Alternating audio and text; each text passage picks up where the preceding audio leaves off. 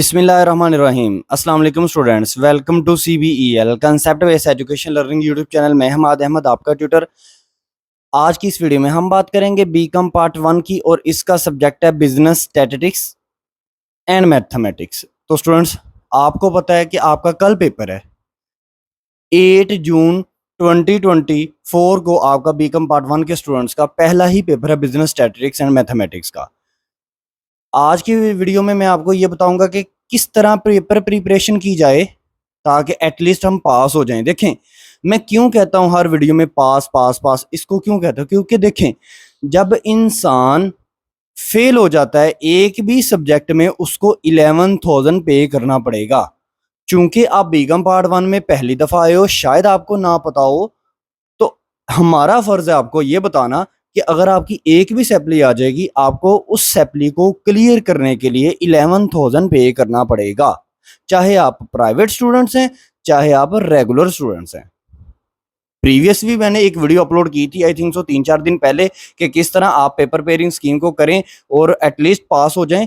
मैंने ये समझा मुनासिब कि दोबारा से आपको बताना चाहिए ताकि जिन स्टूडेंट्स ने नहीं वीडियो देखी हुई वो जो चीज़ें मैंने उस वीडियो में नहीं क्लियर की हुई, इस वीडियो में मैं उसको क्लियर कर दूं।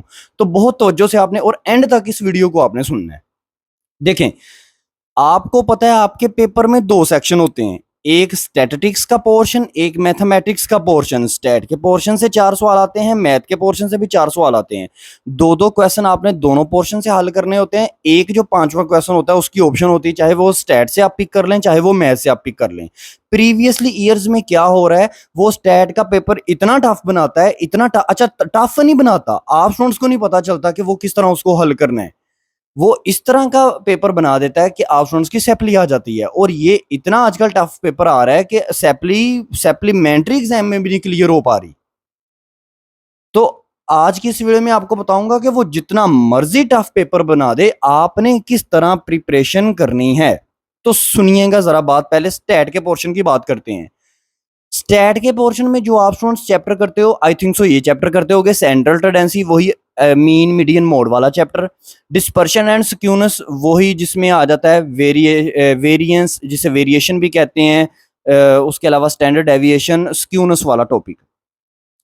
ये 2 चैप्टर हो गए। चैप्टर नंबर 3 आप करते होगे इंडेक्स नंबर। चैप्टर नंबर 4 करते होगे आप correlation and regression. Chapter number 5 करते होगे सैम्पलिंग। इन्हीं 5 चैप्टर को रखें। चलें, प्रोबेबिलिटी छोड़ देते हैं और चैप्टर नंबर 6 कर लें काई स्केयर। ये 6 चैप्टर। अब ये 6 चैप्टर आपने नंबर 1 तो आपने अपने माइंड में ये सोचना है कि आपने कभी ये नहीं देखना कि पास पेपर बड़ा टफ आ रहा है तो इस दफा भी टफ आ जाना, क्योंकि इंसान का माइंड जब नेगेटिव थिंकिंग सोचता है ना, तब इंसान से हमेशा नेगेटिव ही होता है, पॉजिटिव नहीं चीज हो सकती कोई भी। तो इन 6 चैप्टर में मैं आपको एक चैप्टर बताता हूं जिसमें से पक्का सवाल आना है, पक्का सवाल जिसमें से आना है, वो है सैम्पलिंग का चैप्टर। अब आप कहोगे सर जी प्रीवियसली ईयर में ना सैम्पलिंग के चैप्टर में से क्वेश्चन आया है, लेकिन हमें पता ही नहीं था चलता वो क्वेश्चन कैसे हल करना है। मैंने 2023 का भी पेपर देखा, 22 का भी, 21 का भी, 20 का भी, 19 का भी देखा, सर नहीं समझ में आती।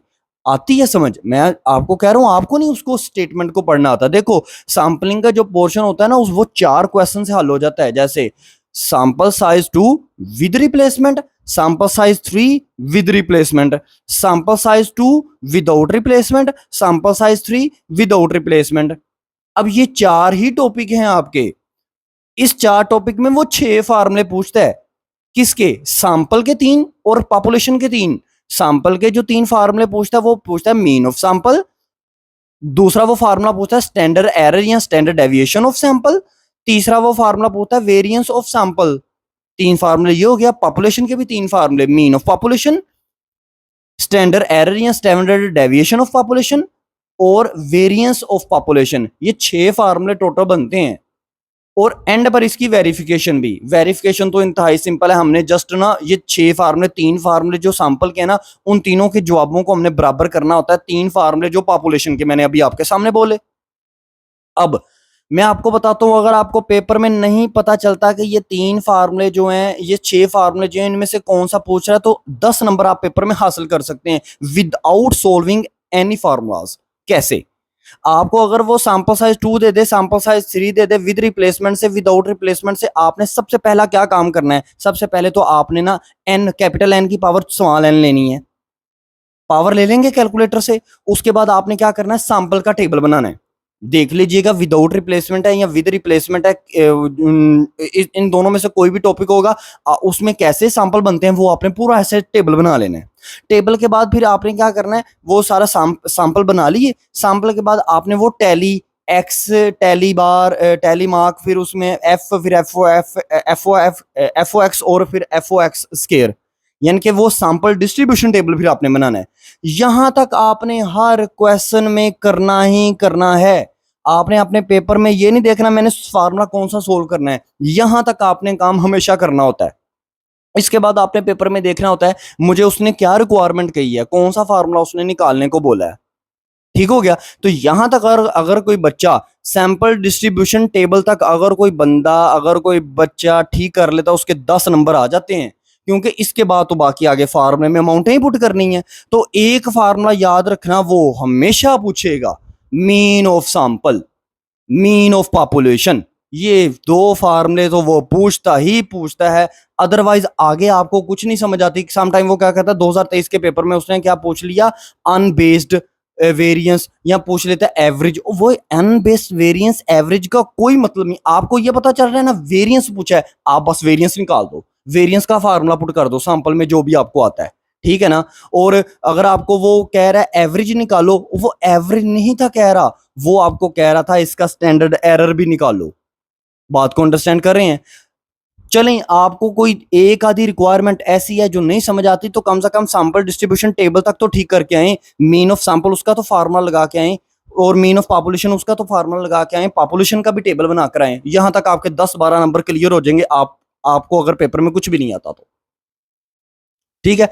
तो ये सैंपलिंग का चैप्टर का हवाले से मैंने बात कर ली। ये पेपर में पक्का सवाल आना है, पेपर में पक्का सवाल आना है, ये 20 नंबर का। इसमें से आपके 15 नंबर भी आ जाते हैं तो 15 नंबर साइड पे हो गए। पीछे आपके कितने नंबर चाहिए, आपको 25 नंबर चाहिए पास होने के लिए। चलें नेक्स्ट मूव ऑन करते हैं।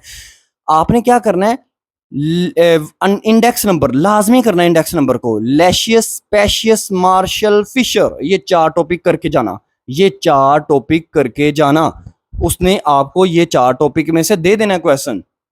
फिर इसके अलावा अरिथमेटिक मीन और वो जो है डिस्पर्शन एंड स्क्यूनेस वाला आपका चैप्टर, इसको भी लाजमी करके जाना, क्योंकि वो प्रीवियसली कितने ईयर से इस टॉपिक के अंदर क्वेश्चन नहीं पूछ रहा, और ये कल आप स्टूडेंट से उसने क्वेश्चन पूछ लेना है। तो इस तरह आपके ये कितने हो गए, आपके ये 2 क्वेश्चन, बल्कि 3 क्वेश्चन, अगर इंडेक्स नंबर भी वो पूछ लेता है तो 3 क्वेश्चन आपके क्लियर हो गए। अगर आप कोरिलेशन रिग्रेशन नहीं भी करना चाहते तो कोई बात है। अगर आपको कोई नहीं, 0% प्रिपरेशन, आप क्या कहते हैं, या मुझे कुछ ऐसे नोट्स मिल जाए, मुझे कम से कम पता हो कि सवाल क्या है, उसका जवाब क्या है, क्योंकि बुक से नहीं पता चल रहा, तो नोट्स अवेलेबल है हमारे। आप लेना चाहते हैं तो 030170974404 ये कॉन्टैक्ट नंबर है, इस पर कॉन्टैक्ट करें, राब्ता करें। इंशाल्लाह ताला आपको नोट्स प्रोवाइड कर दिए जाएंगे अगर आपको सीक्वेंस का नहीं पता चल रहा। अब मैथ के पोर्शन की बात करते हैं। मैथ के पोर्शन को समझें। मैथ के पोर्शन को तो वो बड़ा ही सिंपल देता है, तो स्टूडेंट्स मैथ के पोर्शन को करते नहीं है सारा साल। क्यों? क्योंकि मैथ का पोर्शन दिमाग से करना पड़ता है, माइंड से करना पड़ता है, इसके ऊपर थिंकिंग लगानी पड़ती है। स्टैट के पोर्शन में तो सीधा सीधा फार्मूला देखा, वर्किंग की, कैलकुलेटर पास होता है, सारे जवाब आ जाते हैं। अब मैथ के पोर्शन में आप स्टूडेंट्स ने पहला चैप्टर करना है मैट्रिक्स वाला। प्रीवियसली 2 ईयर में वो मैट्रिक्स वाला भी ना बड़ा टफ सा एक क्वेश्चन पूछता, बोला क्या, मैं आपके सामने बोलता हूँ, x + y + z is equal to 4, 2x + y + z is equal to 3, और x - y + 3z is equal to 1। इसको कहता है solve by system of matrix. कि इसको ना सिस्टमैटिक मैट्रिक्स, मतलब इसको चाहे इन्वर्जन मेथड से हल कर लो, चाहे इसको क्रैमर रूल से हल कर लो। लेकिन बच्चों ने इन्वर्जन मेथड और क्रैमर रूल जो सीखा होता है उसके अंदर x और y के सिर्फ 2-2 वेरिएबल्स आते हैं, लेकिन ये हमें 3-3 वेरिएबल्स, साथ में z भी पूछ लेता है। तो हमने कैसे करना है, ये आजकल प्रीवियसली 2 ईयर से वो पूछ रहा है, लेकिन मुझे नहीं लगता वो इस दफा पूछेगा। वो इस दफा क्या पूछेगा, ज्यादा आपने जो फोकस करना है मैट्रिक्स के चैप्टर में, एक तो ए इनवर्स 3/3 कॉलम का निकालने की कोशिश करनी, 3/3 मैट्रिक्स का वो क्वेश्चन करें।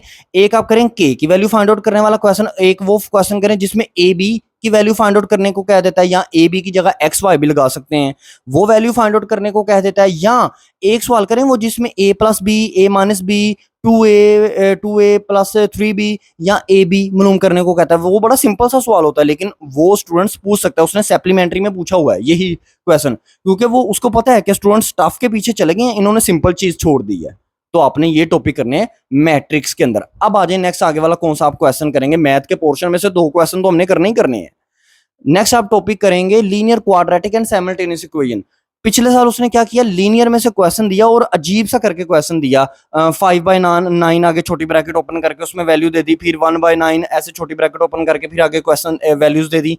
तो वो क्वेश्चन उसने दिया और साथ में कंप्लीटिंग स्केयर मेथड वाला क्वेश्चन दे दिया।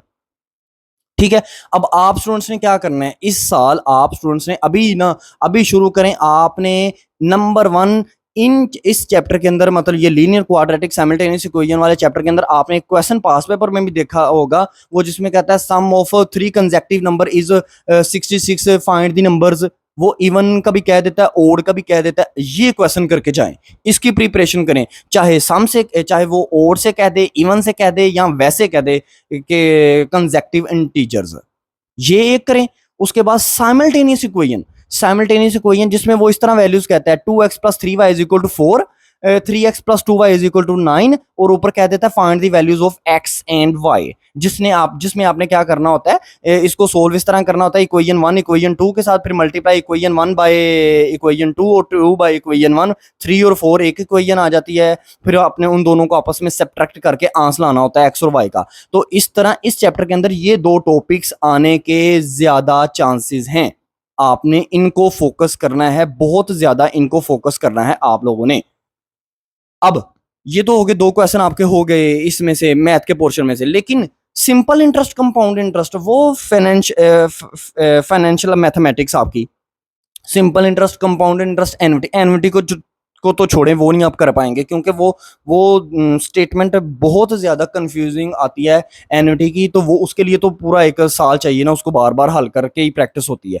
लेकिन सिंपल इंटरेस्ट, कंपाउंड इंटरेस्ट, उसको कर जाएं। सिंपल इंटरेस्ट के भी 2 फार्मूले हैं, कंपाउंड इंटरेस्ट के भी 2 फार्मूले हैं। अगर आप उन दोनों को कर लेते हैं, मैंने अपने नोट्स के अंदर 10-10 इन दोनों टॉपिक्स के क्वेश्चन बनाए हैं। अगर आप वो 10-10 क्वेश्चन सोल्व कर लेते हैं ना, तो इंशाल्लाह ताला आपको कोई टेंशन नहीं आएगी। आपका क्वेश्चन जो है ना, हर एक क्वेश्चन बड़ा इजीली सोल्व हो पाएगा, आपको कोई परेशानी नहीं आएगी इंशाल्लाह ताला। बाकी ये सिंपल इंटरेस्ट, कंपाउंड इंटरेस्ट, इसके अंदर ये नहीं होता कि सर वो आर फाइंड आउट करने के लिए पूछेगा या एन, वो कुछ भी फाइंड आउट करने के लिए कह सकता है। इसका ऐसा गेस नहीं बताया जा सकता।